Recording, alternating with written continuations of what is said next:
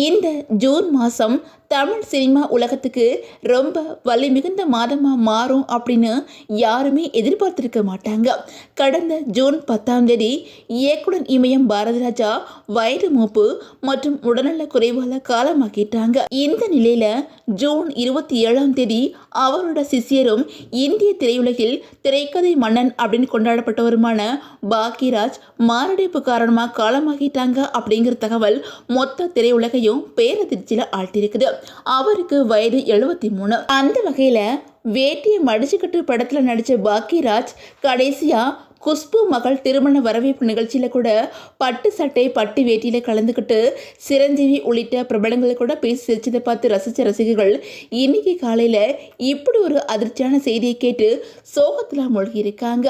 எப்போவுமே சிரிச்ச முகத்தோடு இருக்கிற பாக்யராஜ் பல சின்ன பட்ஜெட் படங்களோட விழாவுக்கெல்லாம் முதல் ஆளா போய் அந்த படங்களை வாழ்த்தியும் வாழ வச்சு வந்த திரைக்கதை மேடையை இனிமே அந்த மேடைகளில் பார்க்க முடியாது அப்படின்னு சொல்லிட்டு திரைப்பிரபலங்கள் கண்ணீர் கடல்ல மூழ்கி இருக்காங்க.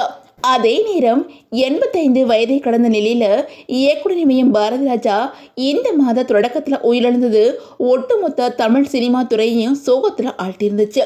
பாரதிராஜா மறைஞ்சு 17 நாட்கள்ல அந்த 7 நாட்களோட ஆன்மாவும் தன்னோட கூட்டை விட்டு போயிடுச்சே அப்படின்னு சொல்லிட்டு ரசிகர்களும் திரைப்பிரபலங்களும் கண்ணீர் கடல்ல மூழ்கி இருக்காங்க.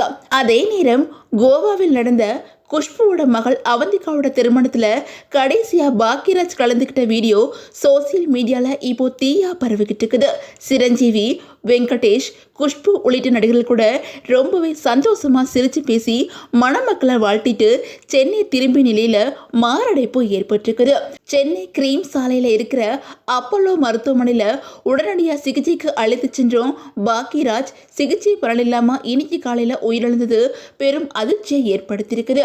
அவரோட பர்சனல் வாழ்க்கையை பொறுத்தவரை முதல்ல ஒரு திருமணம் நடந்துச்சு. ஆனால் முதல் மனைவி உடல்நல குறைவால உயிரிழந்துட்டாங்க. அதன் அடுத்து சில காலம் கழிச்சு நடிகை பூர்ணிமாவை காதலிச்சு திருமணம் பண்ணிக்கிட்டாங்க. அவங்களுக்கு பிறந்தவங்க தான் சாந்தனுவும் சரண்யாவும். தன்னை மாதிரியே தன்னோட வாரிசுகளையும் சினிமாவில் களமிறக்கினாங்க இயக்குனர் பாக்யராஜ்.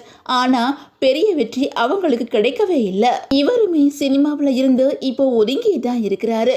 சூழல் இப்படி இருக்க இன்னைக்கு அவர் திடீர்னு உயிரிழந்துட்டாரு.